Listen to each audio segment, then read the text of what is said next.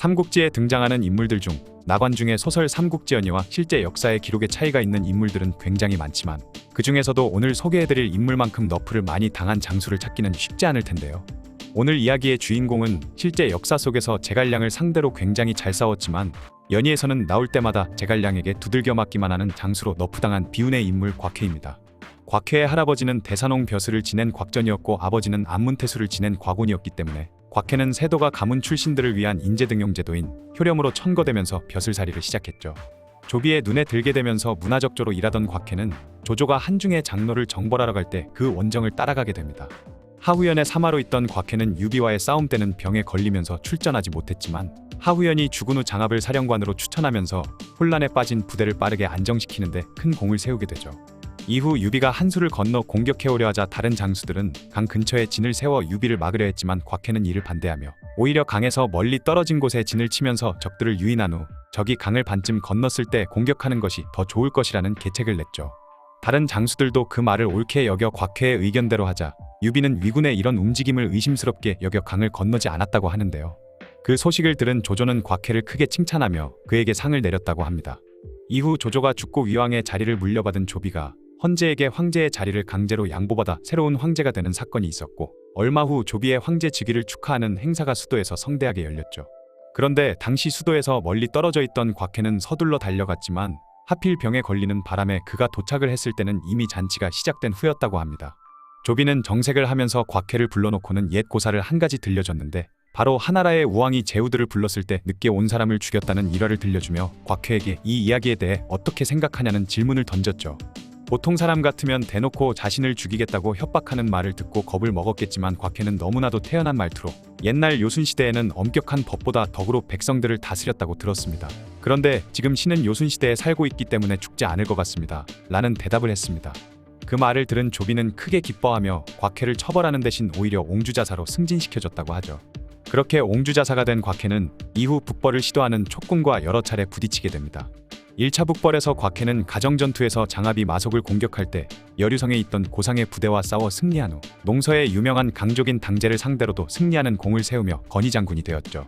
3차 북벌에서는 초계 장수 진식이 무도와 은평을 공격해오자 곽회가 병사들을 끌고 맞섰지만 제갈량까지 직접 출진했다는 소식을 듣고는 무도와 은평을 내준 채 후퇴해야만 했습니다. 4차 북벌에서 곽회는 양기에서 위원의 부대와 싸워 패하고 상규에서도 제갈량이 보낸 위원에게 박살이 나는 등 연달아 패배를 겪게 되지만 5차 북벌에서는 제갈량의 계책을 계속해서 꿰뚫어보며 사마이를 도와 제갈량의 마지막 북벌을 막는 데 가장 큰 공을 세우게 되죠. 오장원에서 사마이가 이끄는 위나라의 군대와 대치하고 있던 제갈량은 적군의 허를 찌르기 위해 최단 거리로 공격을 해오는 루트가 아닌 서쪽의 북원이라는 곳을 통해 사마이의 부대를 노리는 작전을 세웠습니다. 위나라의 장수들 중 누구도 그런 제갈량의 계책을 눈치채지 못했는데 오직 곽회만이 제갈량이 북원을 침공해올 것이라는 주장을 했고 조금은 뜬금없는 곽회의 의견을 사마이가 받아들이면서 북원에 원군을 보낸 끝에 촉군을 격파하는 데 성공하게 됩니다. 회심의 작전이 실패했음에도 제갈량은 포기하지 않은 채 이번에는 동쪽의 양수라는 곳을 통해 사마이의 군대를 공격하려 했는데 마치 신들린 것처럼 이번에도 제갈량의 생각을 읽은 곽회가 이번에는 촉군이 양수로 올 것이라고 사마이에게 진언을 올렸죠. 이에 위군은 양수의 군대를 파견했고 그곳에서도 촉군을 격파하게 됩니다.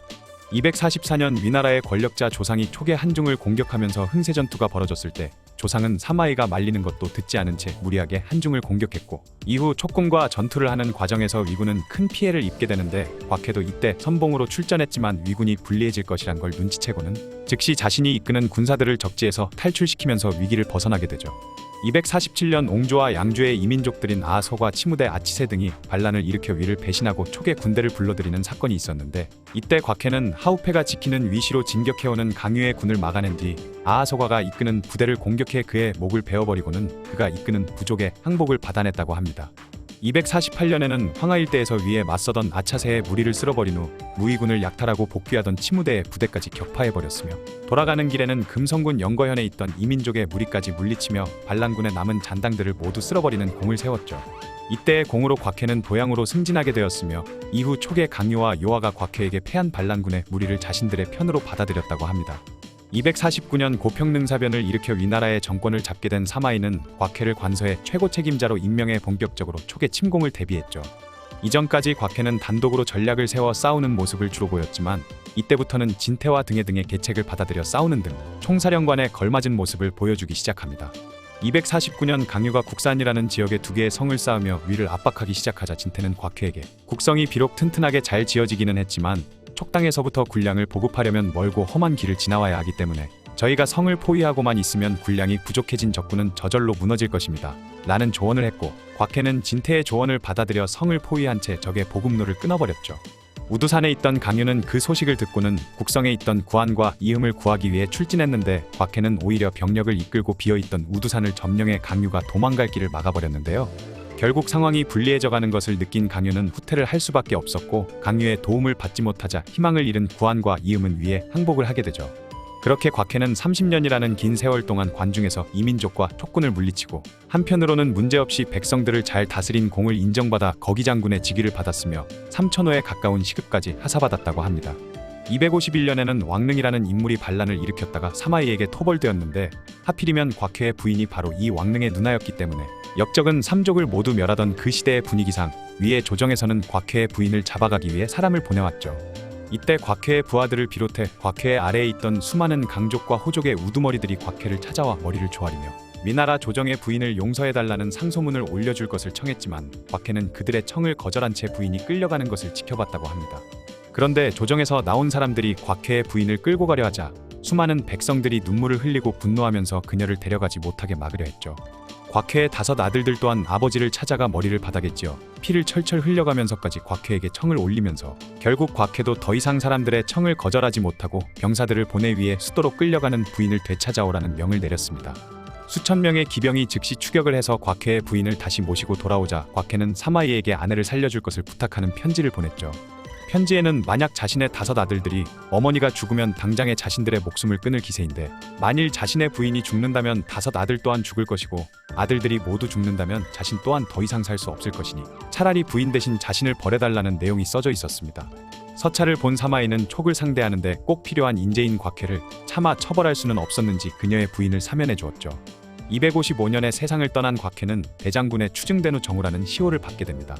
연희에서 곽해는 조진과 함께 제갈량의 북벌을 막기 시작할 때부터 계속해서 제갈량에게 당하기만 하는 샌드백 신세를 면치 못하다가 마지막에는 도망가는 강유를 쫓으며 활을 쏘던 도중 강유가 오히려 곽해가 날린 활을 손으로 잡아내는 신기를 보여주더니 거꾸로 강유가 쏜 화살을 맞고 죽게 되는 비운의 인물이지만 실제 곽해는 한중 공방전에서부터 제갈량의 북벌과 강유의 북벌에 이르기까지 총나라를 상대하는 전선의 핵심으로 활약했던 명장이었는데요. 비록 그 과정에서 패배가 아예 없었던 것은 아니지만 촉한의 북벌을 거의 완벽에 가깝게 막아낸 장수로 함께 전장에서 활약한 사마이나 장압에 결코 밀리지 않는 공적을 세웠죠. 이상하게 위원에게는 연달아 패배를 당하며 약한 모습을 보이기는 했지만 그 외에 제갈량이나 강유 등을 상대로 큰 활약을 보이며 지금에 와서는 곽해가 총나라 담당일진이라는 평가를 내리는 사람들도 많습니다. 곽해는 특히 제갈량의 5차 북벌 당시 사마이를 비롯한 대다수 장수들이 제갈량의 계책을 예상하지 못한 것과는 달리 유일하게 제갈량의 의도를 미리 예측하며 위가 승리하는 데 큰 역할을 했고 이후 강유에게 포섭된 강족들을 적절히 컨트롤하는 능력까지 보여주면서 강유는 곽해를 상대로 큰 전과를 올리기 힘들었다고 하죠.